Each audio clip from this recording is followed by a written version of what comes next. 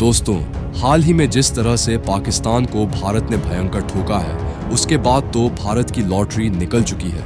पाकिस्तान को 3 दिन तक तबीयत से भारत ने जिन भारत के स्वदेशी हथियारों से ठोका है, उन्हें खरीदने के लिए 2 दर्जन देश तो प्री ऑर्डर दे चुके हैं और कई लाइन में लगे हैं। वहीं अमेरिका के F-16, चीन के JF-16 फाइटर जेट, HQ-16 और HQ-9 एयर डिफेंस सिस्टम और साथ ही चीनी रडार को भारत ने जिस तरह से सटीक तरीके से ठोक कर बर्बाद किया है, उसके बाद तो इनकी क्षमताओं पर सवाल उठने लगे हैं और अब इनका मार्केट पूरी तरह से खराब हो चुका है, जिसके बाद अब पूरी दुनिया भारत के बने हथियार खरीदने के लिए भारत की ओर भाग रही है।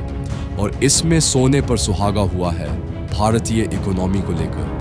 भारत की इकोनॉमी को लेकर भयंकर खुलासा हुआ है कि जिस तरह से भारत की इकोनॉमी दुनिया की सबसे तेज रफ्तार से दौड़ रही है, उसे देखते हुए भारत की अर्थव्यवस्था जल्द ही तीसरे नंबर पर पहुंच जाएगी। भारत जर्मनी को क्रॉस कर चुका है और जल्द ही जापान को भी पछाड़ देगा, जिसकी हालत ग्रीस से भी बदतर हो चुकी है। इसके बाद भारत विश्व की तीसरी सबसे बड़ी अर्थव्यवस्था बनने वाला है। इसमें IMF ने भी मुहर लगा दी है। भारत के रास्ते में अमेरिका का टैरिफ भी कुछ नहीं बिगाड़ पाएगा। आगे बढ़ने से पहले कुछ सवाल हैं। क्या पाकिस्तान को भारत ने जिस तरह से ठोका है, वह भारत को अरबों डॉलर का भयंकर फायदा पहुंचाने वाला है? भारत के हाथ ऐसा क्या लग चुका है कि भारत की इकोनॉमी की रफ्तार को चीन और अमेरिका भी नहीं रोक पा रहे? क्या कारण है कि 4 दिन की जंग के बाद भी दुनिया भर की कंपनियां भारत की ओर भाग रही हैं और भारत को सबसे सुरक्षित देश मान रही हैं? जर्मनी और जापान को इतने भयंकर तरीके से कैसे क्रॉस कर पा रहा है भारत? चीन को भी पीछे छोड़ने का क्या है मास्टर प्लान? दोस्तों, हाल ही में जिस तरह से हमारे वीर जवानों ने हमारे स्वदेशी हथियारों की ताकत से पाकिस्तान को उसकी औकात दिखाई है, जिस तरह से दिन में तारे दिखाए हैं, उसके बाद तो जैसे भारत की लॉटरी निकल चुकी है। ये कोई मामूली बात नहीं है दोस्तों। पाकिस्तान को 3 दिन तक, जी हाँ, पूरे 3 दिन तक भारत ने जिन मेड इन इंडिया हमारे अपने देश में बने हथियारों से तबीयत से सबक सिखाया है, उन्हें खरीदने के लिए तो अब दुनिया भर में होड़ मच गई है। खबर पक्की है कि कम से कम 2 दर्जन देश तो इन हथियारों के लिए प्री ऑर्डर दे चुके हैं और कई तो अभी भी लाइन में अपनी बारी का इंतजार कर रहे हैं। यह है नए भारत की ताकत, यह है आत्मनिर्भर भारत का जलवा। और सुनिए, असली धमाका तो अब होने वाला है। अमेरिका के वो गुरूर वाले F-16 फाइटर जेट, चीन के वो फुस साबित हुए JF-16 और उनके HQ-16 और HQ-9 एयर डिफेंस सिस्टम, जिनकी बड़ी बड़ी बातें की जाती थी, और साथ ही चीनी रडार, इन सबको भारत ने जिस तरह से सटीक तरीके से नेस्त नाबूद कर दिया, उनकी धज्जियां उड़ा दी।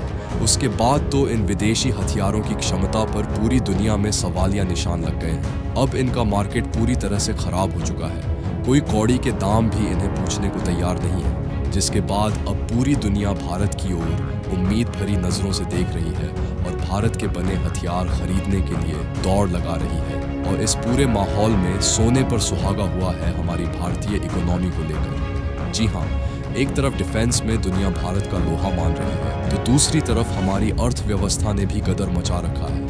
भारत की इकोनॉमी को लेकर जो ताज़ा खुलासा हुआ है, उसने बड़े बड़े एक्सपर्ट्स के होश उड़ा दिए हैं। जिस तरह से भारत की इकोनॉमी दुनिया की सबसे तेज़ रफ्तार से दौड़ रही है, उसे देखते हुए यह तय हो चुका है कि भारत की अर्थव्यवस्था जल्द ही दुनिया में तीसरे नंबर पर पहुंच जाएगी। हमने जर्मनी को तो कब का पीछे छोड़ दिया है और अब बारी है जापान की, जिसे हम बहुत जल्द पछाड़ने वाले हैं। आपको बता दें कि जापान की हालत तो आज ग्रीस से भी बदतर हो चुकी है। वहाँ के प्रधानमंत्री खुद यह बात कबूल कर चुके हैं। इसके बाद भारत विश्व की तीसरी सबसे बड़ी अर्थव्यवस्था बनने वाला है और इस पर इंटरनेशनल मॉनेटरी फंड IMF ने भी अपनी फाइनल मुहर लगा दी है। और तो और, अमेरिका के वो टैरिफ, जिनकी धमकी से दुनिया कांपती थी, वह भी भारत के इस विजय रथ को नहीं रोक पाएंगे।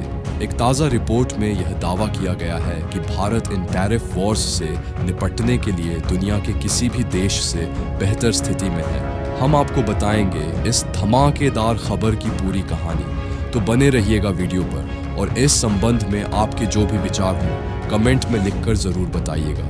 भारत को मालामाल करने कई देश खरीद रहे हैं, भारत से हथियार दे रहे हैं अरबों डॉलर। तो दोस्तों, सबसे पहला और सबसे बड़ा सवाल यही है कि पाकिस्तान को उसकी सही जगह दिखाने के बाद, उसे धूल चटाने के बाद ऐसा क्या कमाल हो गया कि भारत पर अरबों डॉलर की बरसात और भी तेज हो गई है। देखिए, दुनिया का एक सीधा सा नियम है, जो जीता वही सिकंदर। और भारत ने न सिर्फ जंग के मैदान में अपनी धाक जमाई है, बल्कि दुनिया को यह भी दिखा दिया है कि हमारे हथियार किसी भी विदेशी हथियार से कम नहीं, बल्कि कई मामलों में उनसे बेहतर है। जब दुनिया ने अपनी आंखों से देखा कि कैसे भारत के स्वदेशी डिफेंस सिस्टम्स ने दुश्मन के मंसूबों को खाक में मिला दिया, कैसे हमारे फाइटर जेट्स ने दुश्मन की हवाई सीमाओं में घुसकर उनके होश फाख्ता कर दिए, तो उनका भरोसा भारतीय टेक्नोलॉजी पर कई गुना बढ़ गया। पहले जो देश भारत को सिर्फ एक बायर, क्रेता के तौर पर देखते थे, आज वही देश भारत से हथियार खरीदने के लिए बेताब है। इसे कहते हैं, प्रदर्शन शब्दों से ज्यादा बोलता है। भारत के Tejas fighter jet, BrahMos missile, Pinaka rocket launcher और आकाश एयर डिफेंस सिस्टम जैसे हथियारों की डिमांड आसमान छू रही है।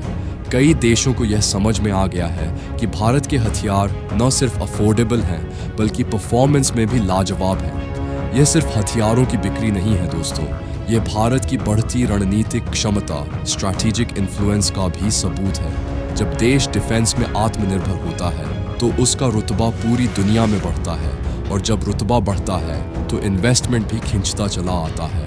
आज फॉरेन इन्वेस्टर्स को भारत एक सेफ और प्रॉफिटेबल डेस्टिनेशन दिख रहा है। उन्हें पता है कि एक मजबूत और सुरक्षित भारत ही उनके निवेश की गारंटी दे सकता है। इसलिए पाकिस्तान को सबक सिखाने का सीधा असर हमारी डिफेंस एक्सपोर्ट्स पर पड़ा है, जिससे देश में फॉरेन एक्सचेंज आ रहा है और हमारी इकोनॉमी को एक नया बूस्ट मिल रहा है।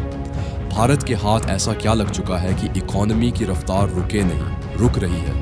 अब सवाल ये है कि भारत ने आखिर ऐसा क्या करिश्माई काम किया है कि हमारी इकोनॉमी इतनी भयंकर रफ्तार से आगे बढ़ रही है। जर्मनी को तो हमने कब का पीछे छोड़ दिया, और अब जापान को भी धूल चटाने की पूरी तैयारी है। दोस्तों, यह कोई एक रात का चमत्कार नहीं है, बल्कि यह नतीजा है पिछले कई सालों की कड़ी मेहनत, दमदार नीतियों और देश के 140 करोड़ लोगों के मजबूत इरादों का। सबसे पहले तो मेक इन इंडिया और आत्मनिर्भर भारत जैसे इनिशिएटिव्स ने हमारी मैन्युफैक्चरिंग सेक्टर में नई जान फूंक दी है। आज दुनिया की बड़ी बड़ी कंपनियां भारत में अपनी फैक्ट्रियां लगा रही हैं, जिससे न सिर्फ लाखों जॉब्स पैदा हो रही हैं, बल्कि हमारा एक्सपोर्ट भी तेजी से बढ़ रहा है।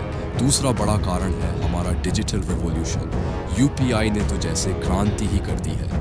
आज चाय की दुकान से लेकर बड़े शॉपिंग मॉल्स तक हर जगह डिजिटल पेमेंट्स हो रहे हैं। इससे इकोनॉमी में ट्रांसपेरेंसी आई है और करप्शन पर लगाम लगी है। जैम ट्रिनिटी यानी जनधन, आधार और मोबाइल ने सरकारी योजनाओं का पैसा सीधे गरीबों के खाते में पहुंचाया है। बिचौलियों का खेल खत्म। तीसरा, भारत का स्टार्टअप इकोसिस्टम आज दुनिया का तीसरा सबसे बड़ा इकोसिस्टम बन चुका है।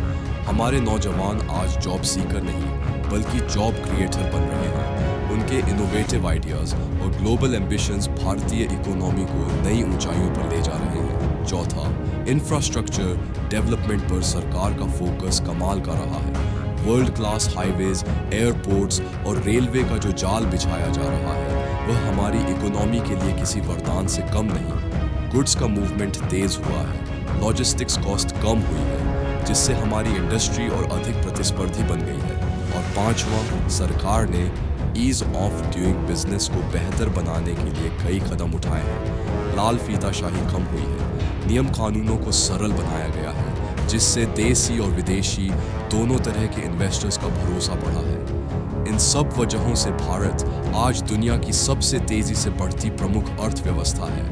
अब आते हैं इस सवाल पर कि आखिर वे कौन से खास कारण हैं जिनकी वजह से भारत ने जर्मनी को तो क्रॉस कर ही लिया है और अब जापान को भी पीछे छोड़ने के लिए लगभग तैयार है।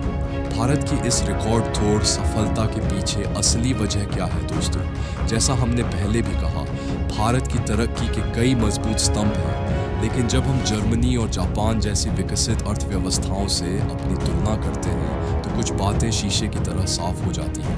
पहला और सबसे बड़ा ध्रुव का इक्का है हमारी डेमोग्राफिक डिविडेंड, यानी हमारी युवा आबादी। आज जब जर्मनी और जापान जैसे देश पूरी होते, आबादी और काम करने वाले लोगों की घटती संख्या से परेशान हैं, वहीं भारत दुनिया का सबसे नौजवान देश है। हमारे पास करोड़ों ऐसे जोशीले, पढ़े लिखे और हुनरमंद युवा हैं जो देश की तकदीर बदलने का मादा रखते हैं। यही यूथ पावर भारत की असली ताकत है। दूसरा बड़ा फैक्टर है भारत का विशाल डोमेस्टिक मार्केट। 140 करोड़ से ज़्यादा की आबादी वाला हमारा देश अपने आप में एक बहुत बड़ी कंज्यूमर इकोनॉमी है। इसका मतलब ये है कि हमारे यहाँ जो कुछ भी बनता है उसकी खपत देश के अंदर ही इतनी ज़्यादा है कि हमारी इंडस्ट्रीज़ को एक सॉलिड सपोर्ट मिलता है। वे बाहरी झटकों से काफ़ी हद तक बची रहती है। तीसरा, भारत ने टेक्नोलॉजी को जिस तेज़ी से अपनाया है वह दुनिया के लिए एक मिसाल है। चाहे वो डिजिटल पेमेंट्स का तूफान हो, फिनटेक सेक्टर में आई क्रांति हो या फिर ई कॉमर्स का फैलता जाल, भारत ने टेक्नोलॉजी को अपनी ग्रोथ का हथियार बनाया है। इसके उलट जापान जैसे देश कई बार अपनी पुरानी सोच और सिस्टम में फंसे रह जाते हैं। जापान की इकोनॉमी तो पिछले कई दशकों से एक तरह के ठहराव का शिकार है, जिसे एक्सपर्ट्स लॉस्ट डिकेड्स भी कहते हैं। वहाँ की सरकारें कोशिश तो बहुत कर रही हैं, लेकिन घटती आबादी और डिफ्लेशन जैसी समस्याएं उनकी कमर तोड़ रही हैं। खुद जापान के प्रधानमंत्री ने हाल ही में कहा था कि उनके देश पर कर्ज का बोझ इतना ज़्यादा है कि स्थिति ग्रीस से भी बदतर नजर आ रही है कुछ मामलों में।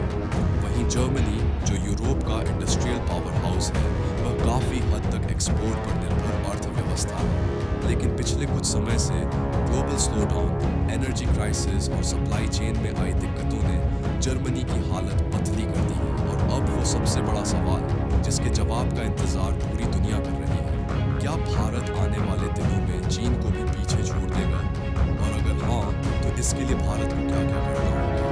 दोस्तों, चीन को पछाड़ना कोई बच्चों का खेल नहीं। यह एक एवरेस्ट चढ़ने जैसा मुश्किल काम है, क्योंकि चीन की अर्थव्यवस्था आज हमसे लगभग 5 गुना बड़ी है। लेकिन अगर भारत ने ठान लिया तो यह भी मुमकिन होकर रहेगा।